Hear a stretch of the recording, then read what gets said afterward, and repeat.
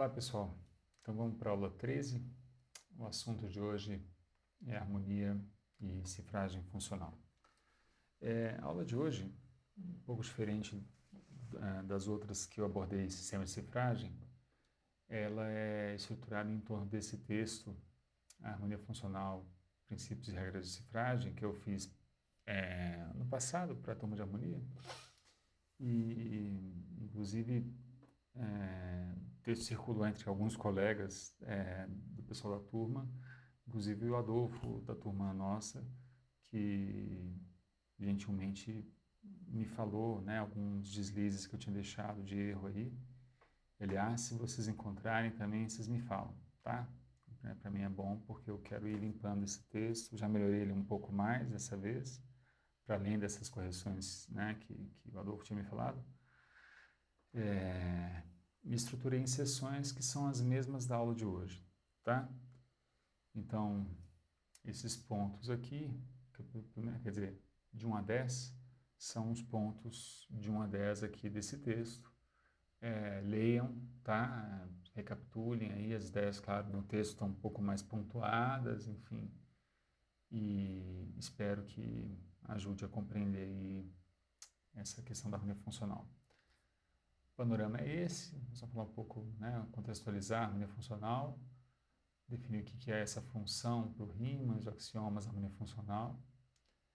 Riemann é o teórico, tá? Que é o Riemann que pensou nessa harmonia pela primeira vez.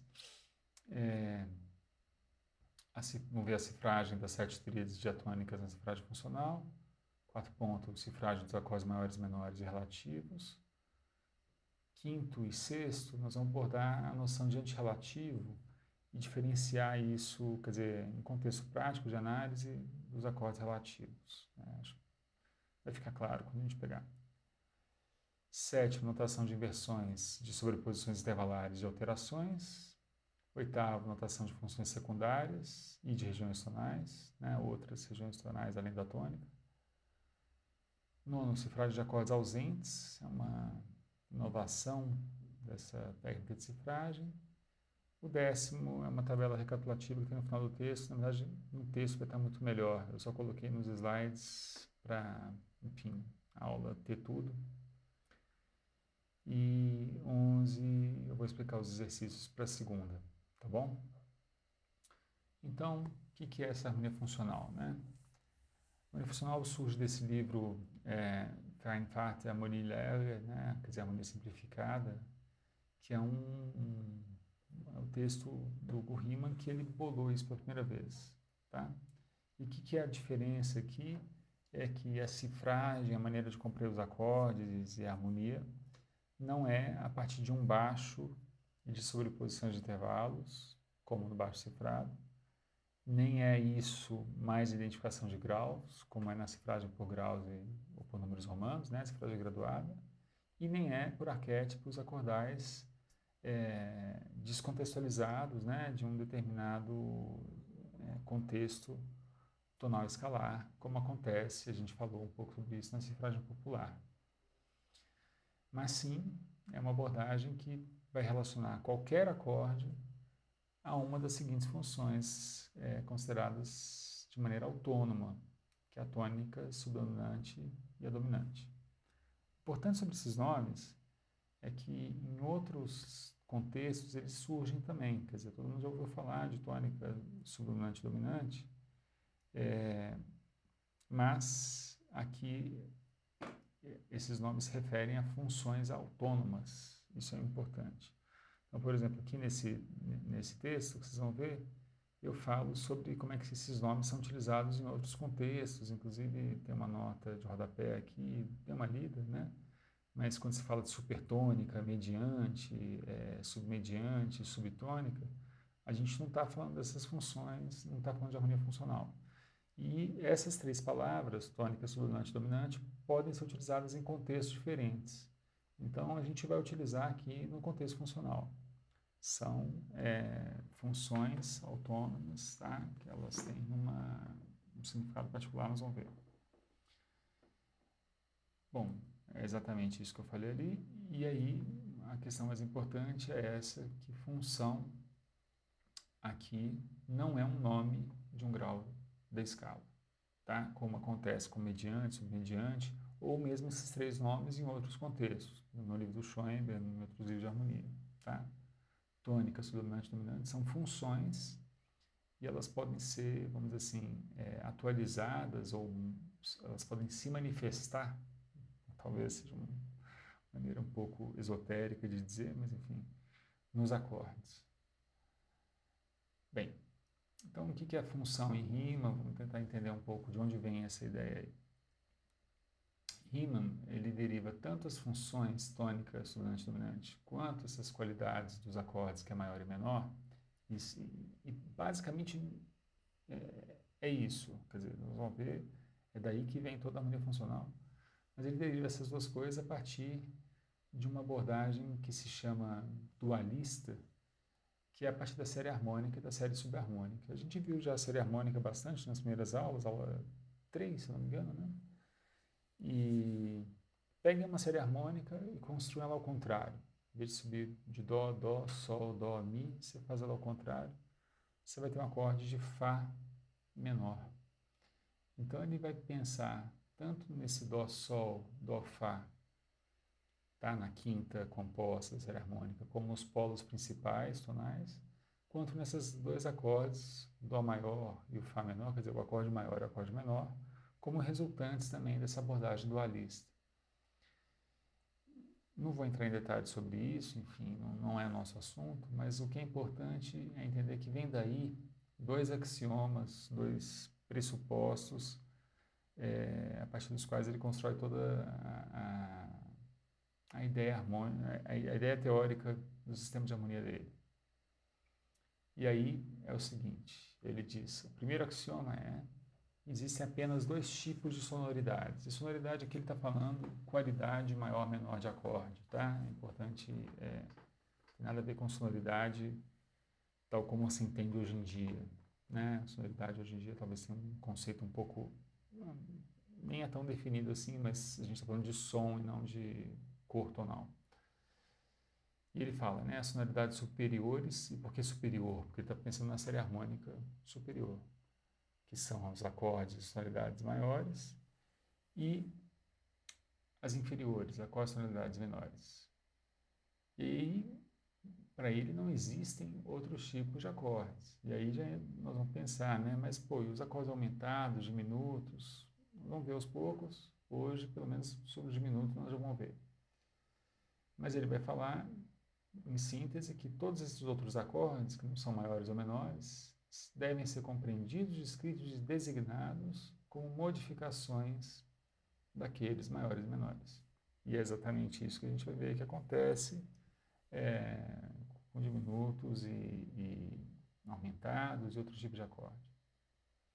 Depois ele vai dizer que existem apenas três espécies de funções, três funções apenas, que são a tônica, a dominante e a subdominante. Então, é a partir daí que ele vai pensar tudo, tá? Bem, como é que se cifra, tá? Só para a gente começar, então, como é que a gente cifra os 7 acordes diatônicos que vocês já viram na cifragem por baixo cifrado e graduada, na cifragem funcional? A gente vai ter apenas 3 funções, né, e 2 qualidades. Como é que a gente resolve? O Riemann vai recorrer a 2 coisas para conseguir cifrar mais do que 3 acordes, porque se eu só tenho tônica, subdominante e dominante, né, como é que eu faço? Então, primeiro é a ideia de tonalidade ou acorde relativo, e o segundo é a ideia de que um acorde dominante ele pode ocorrer a dominante com a sétima sem a fundamental. Então, assim, para ele é a mesma coisa que um acorde de dominante com sétima, só que a fundamental está omissa, não está lá. E aí é assim que se cifra, então. A tônica, a subdominante e a dominante estão claras aqui, e aí eu tenho a dominante relativa, uma terça abaixo, no caso do contexto maior, a subdominante relativa, uma terça abaixo da subdominante também nesse contexto maior, e a tônica relativa aqui, né, o sexto grau, estaria uma terça abaixo né, do Dó superior, ou uma sexta acima, enfim, mas né, faz mais sentido pensar terça abaixo.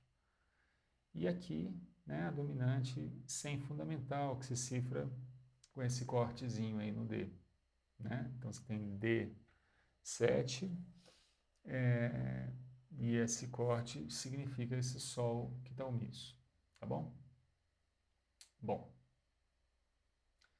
como é que a gente cifra então os acordes maiores, menores e relativos, agora de maneira um pouco mais objetiva? No texto, vocês vão ver, eu falo sobre outros estilos de cifragem, inclusive o Kohreuter, né, quem já viu o livro de harmonia funcional do Kohreuter, ele utiliza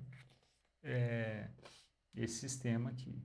Esse sistema é o sistema que o Riemann utilizava, mas ele é considerado antiquado hoje, tá? Nós não vamos utilizar ele. Então, para a gente, tá? Numa tonalidade maior, as funções principais são cifradas com letras maiúsculas, tônicas dominante dominante, e nesse mesmo contexto, os acordes relativos menores vão estar, então, como eu falei, uma terça menor abaixo, né? Então, abaixo do Dó, uma terça tem o Lá, do Fá tem o Ré e do Sol tem o Mi, e aí se constrói uma tríade. E eu ponho do lado um R minúsculo para falar que é o relativo menor de uma tônica maior, ou relativo menor de uma subdominante maior, tá? Quer dizer, o R fala que é o relativo menor e o S fala relativo menor de quem, tá? Dominante é a mesma coisa. No contexto menor, é diferente. A tonalidade ela vai ser cifrada, quer dizer, as funções principais vão ser cifradas com letras minúsculas e, nesse mesmo contexto, os acordes relativos eles acontecem uma terça menor acima da função principal. Quer dizer, a ideia de relativo, no alemão, no Riemann, né, é paralelo. Inclusive, vocês vão ver que a cifragem no livro, em vez de ser T maiúsculo, R minúsculo, é TP, de paralelo. Bom, mas voltando aqui. Então, no contexto menor, o relativo ele está na terça acima. Quer dizer, ser relativo ou ser paralelo é uma relação de duas vias, certo? Então, por isso que a gente fala que o relativo maior de Lá é Dó e o relativo menor de Dó é Lá, tá bom?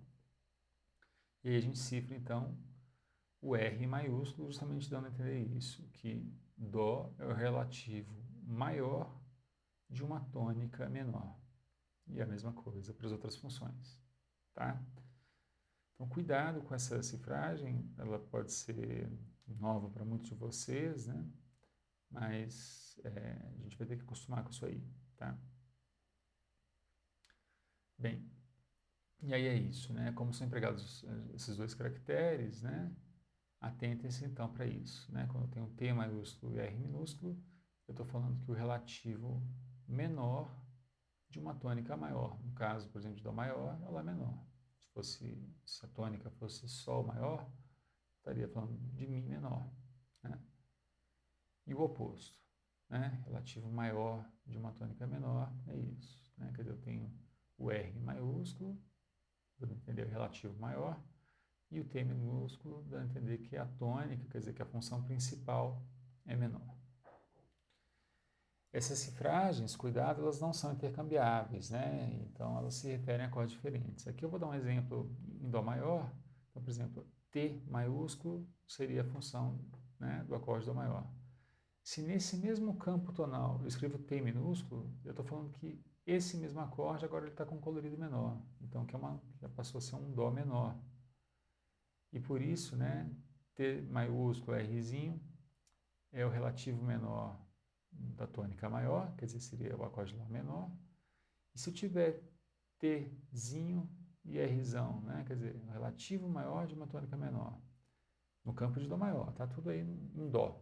Na verdade, agora não é nem mais Dó maior ou Dó menor, porque eu já estou trabalhando com um conceito que a gente vai ver mais para frente, que é o conceito de mixture ou de empréstimo modal. Mas eu estou falando que eu estaria em Dó maior, e aí eu utilizei o homônimo, que é Dó menor, e a partir desse homônimo eu derivei o relativo maior dele. Então, o relativo maior de Dó menor é Mi bemol maior. pense aí depois com calma. Segunda, a gente pode ver um pouco mais sobre isso. Espero que, lendo o texto também, essas coisas se esclareçam, tá bom? O Hermann Grabner, que, enfim, é um dos teóricos dessa tradição alemã e que segue a harmonia funcional, ele introduz em 23, né, 1923, a ideia de Gegenparallel, que seria, numa tradução muito literal, contraparalelo, mas que na nossa tradução mais global da teoria, a gente chama de antirrelativo, tá? E aí a ideia qual que é? Se as funções relativas, né, nos modos maiores, estão terça abaixo daquelas principais, então Dó eu tenho Lá abaixo, e nos modos menores o contrário, quer dizer, acima de Lá eu tenho Dó, enfim, por aí vai, as funções antirrelativas demarcam a outra terça. Então, se de Dó eu tenho um relativo em Lá, eu posso ter uma outra coisa que é a partir de Mi, que vai ser a tônica antirrelativa. E assim vai também para a subdominante. Em Fá eu tenho o Ré. Aqui está, né? Esqueci de ligar, de botar a imagem. Então, por exemplo, Fá, eu tenho o Ré, Fá como relativo menor de uma subdominante maior. E eu tenho o Lá Dó Mi, como antirrelativo, quer dizer, terça acima de Fá, de uma subdominante maior. Então, olhem aí depois com calma, tá? No texto tem essa mesma figura. E aí vocês vão ver uma coisa que é importante, é que essas funções, elas são construídas a partir do campo harmônico da subdominante e do campo harmônico da dominante, tá? Isso enfim, é uma observação importante, porque vocês vão ver que aqui aparece um sustenido na dominante antirrelativa. Eu preciso dele para, enfim, para conseguir construir o acorde que seja o maior ou menor, né? E a mesma coisa... Não é? Bom, é isso. Tá. E aí... perdão, só voltando aqui, vocês vão ver que alguns acordes aqui, eles aparecem tanto num lugar quanto no outro. Então, por exemplo, Lá Dó Mi, eu tenho como relativo menor da tônica maior, e eu tenho ele como antirrelativo da subdominante maior. É o mesmo acorde e eu posso interpretar de duas maneiras no mesmo, enfim, uma mesma peça.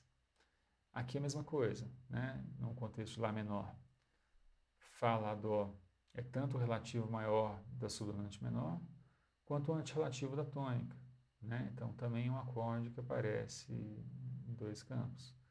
Mesma coisa para a tônica antirrelativa aqui no contexto maior e para o relativo da dominante, e no contexto menor para o relativo maior da tônica e para o antirrelativo da dominante. Então, como é que eu diferencio? Como é que eu decido se esse negócio é tônica ou se é dominante, né? Na hora que vocês forem decifrar, como é que vocês vão decidir? Então, é o ponto aqui. A gente tem uma questão que se coloca assim em evidência aqui, é que a harmonia funcional é interpretativa.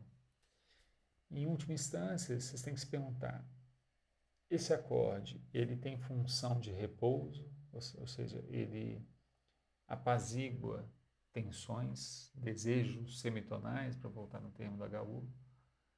Ele cria um afastamento dessa tônica sem direcionar para uma resolução concreta num outro lugar, ou ele é um tensionamento, ou seja, é um acorde que pede uma resolução.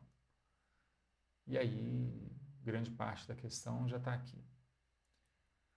Por outro lado, é bom lembrar assim, que não é à toa que a ideia de antirrelativo veio depois na teoria. Ela é menos estrutural para o pensamento original, né, da harmonia funcional. E aí, pense da seguinte maneira, tá? Uma receita assim, para ajudar. Primeiro, o acorde que eu estou cifrando, ele representa uma função principal? Se representa, é muito difícil que ele seja um relativo de uma função secundária, enfim, é muito nítido normalmente, né? Se não for o caso, sempre dê preferência, salvo uma justificativa muito bem embasada, à interpretação das funções relativas. Quer dizer, é mais provável que seja um acorde relativo do que seja um antirrelativo. Então, são três pontos de vista. Primeiro veja qual é a função de fato, né? Quer dizer, na verdade isso é o que é o principal.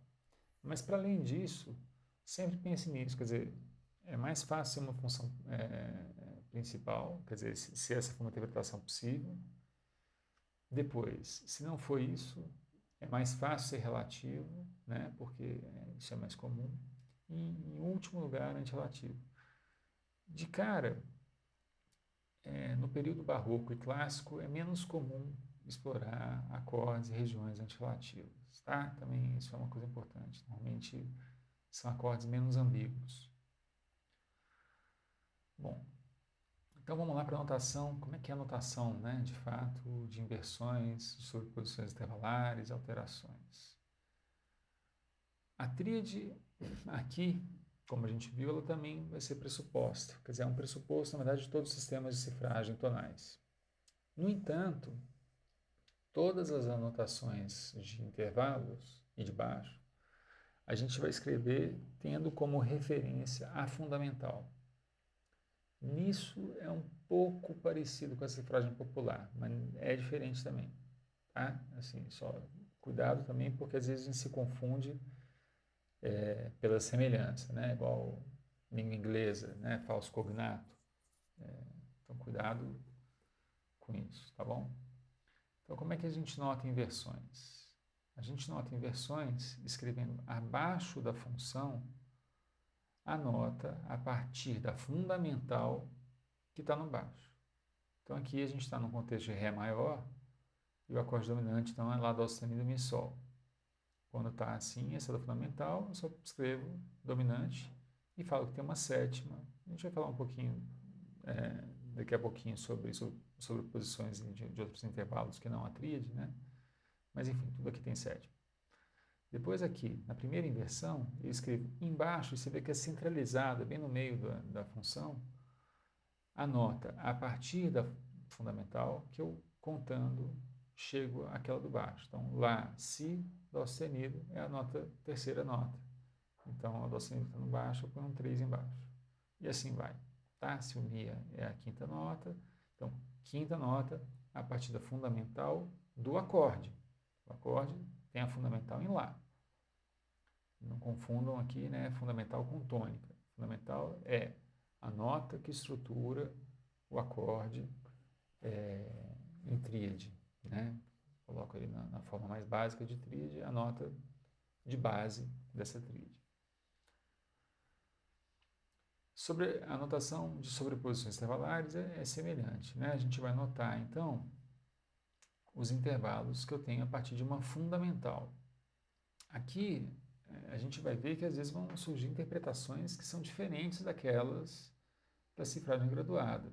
Por exemplo, esse aqui, tá? Vou pegar só para vocês pensarem depois com calma, vou falar rapidinho aqui. Então, aqui a gente está no contexto de Mi maior e eu tenho um acorde de, pensando primeiro na cifragem graduada, seria Fá sustenido, Lá, Dó sustenido e Mi. Esse acorde né, com Fá sustenido como base para a construção, seria o segundo grau, e esse 5, 6 aqui, ele é em relação ao baixo. Então, tem um baixo que é Lá, e aí construo Lá, Dó sustenido é a terça, não preciso cifrar. 5, 6 é o Mi, o Fá sustenido. A gente já viu isso, se tiver dúvida, voltem na aula sobre cifragem por graus, tá? Que é a penúltima, né? Bom, a penúltima que a gente teve, mas acho que é a última que está no YouTube. Na cifragem funcional, a gente considera que esse acorde tem como fundamental Lá, e que ele é um acorde que tem, ao mesmo tempo, uma quinta e uma sexta. Isso é um conceito que nós vamos abordar mais para frente, eu peço um pouquinho de paciência, quando a gente vai falar de dissonâncias características, mas a gente vai ver que vai ter interpretações que nem sempre batem.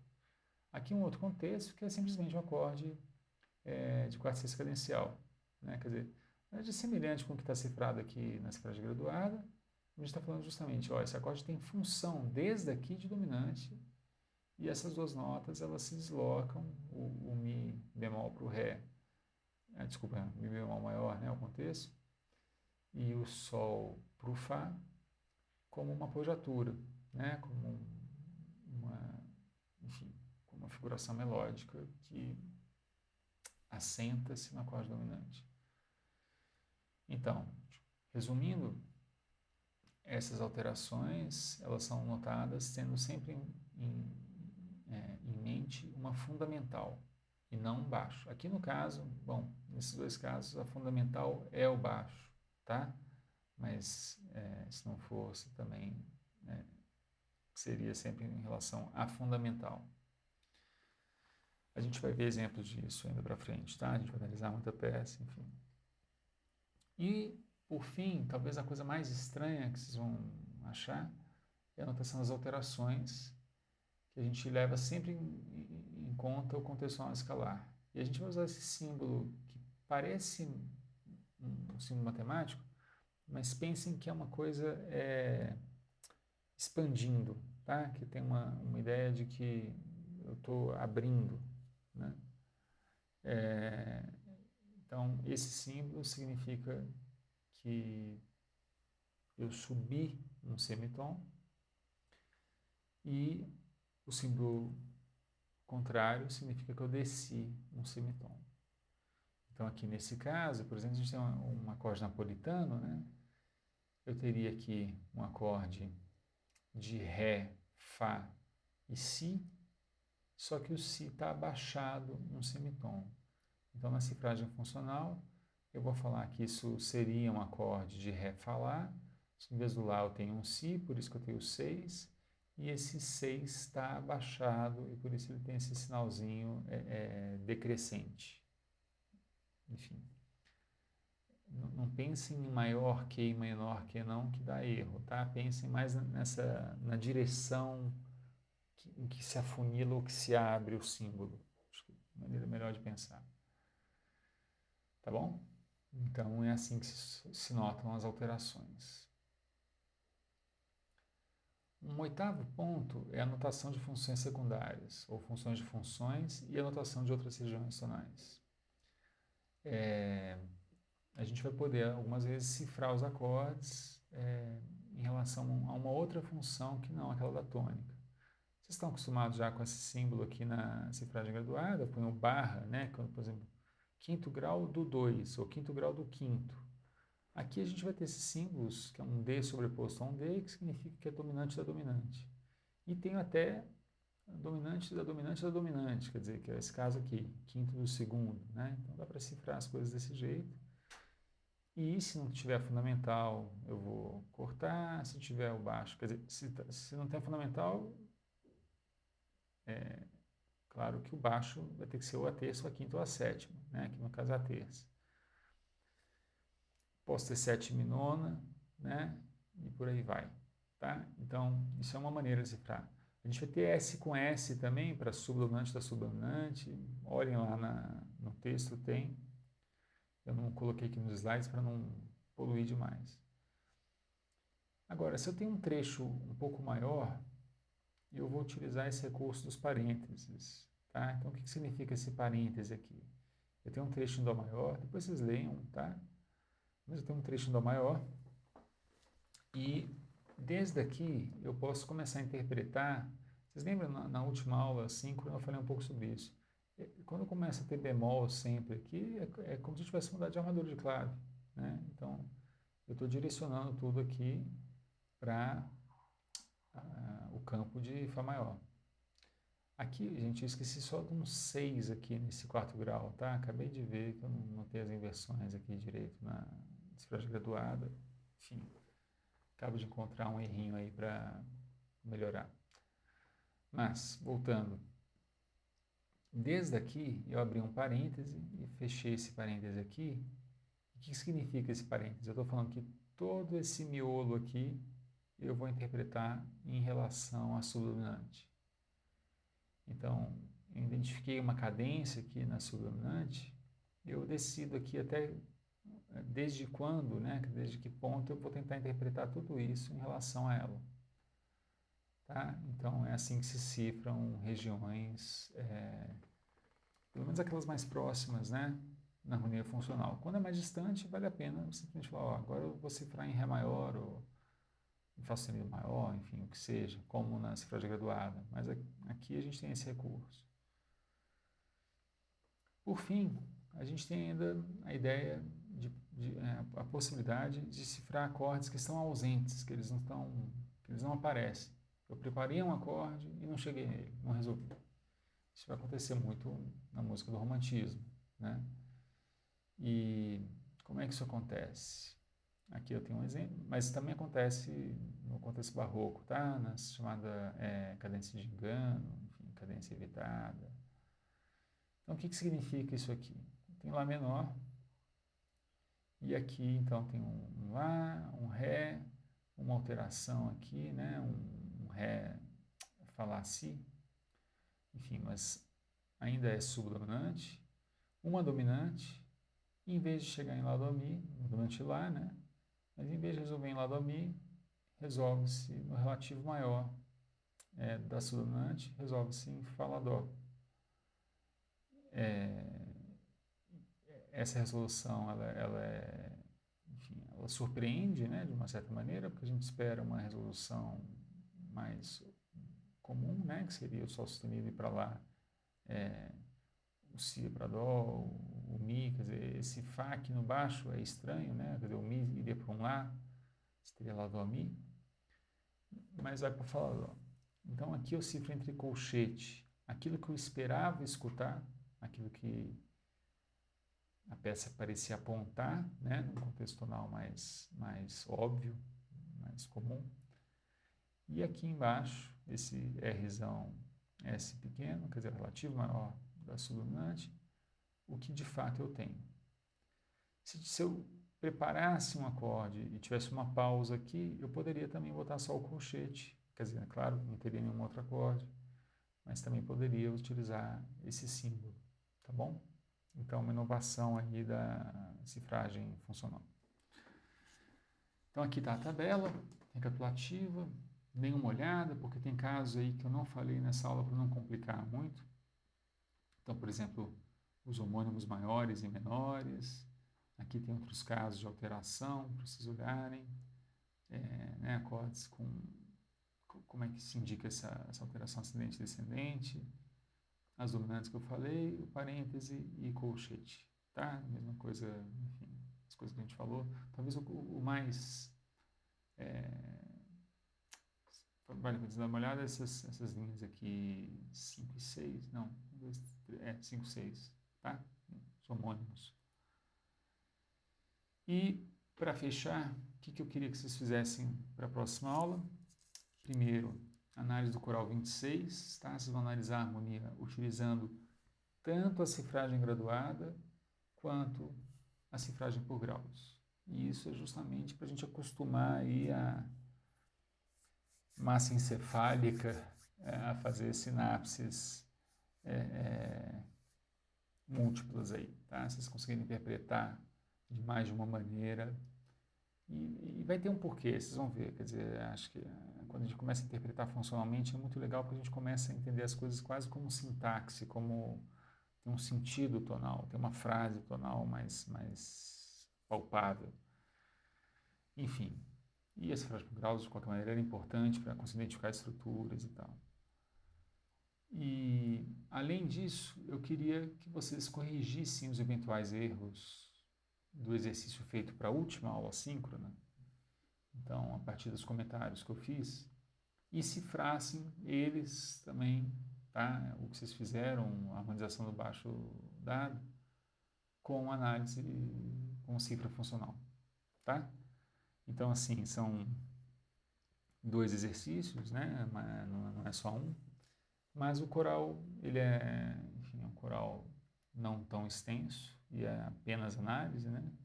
E corrigir eventuais erros, de novo, também não é muito extenso, porque vocês já fizeram, quer dizer, é só um processo de... Os alemães falam Nachdenken, né? Pensar depois, pensar de novo, dar uma olhada, ver o que vocês viram lá e reinterpretar, né, funcionalmente. Tá bom? Então é isso, gente. Bom trabalho e nos vemos então na próxima segunda. Lembrem de mandar tudo antes das 9, para eu ter tempo de baixar e colocar naquele nosso quadro virtual para poder rabiscar, desenhar e tal. Se forem mandar coisas para a gente escutar, prefiram XML, né, o MuseScore. E se for só para eu rabiscar, aí tanto faz PDF ou imagem, tá bom? Obrigado e até segunda, então.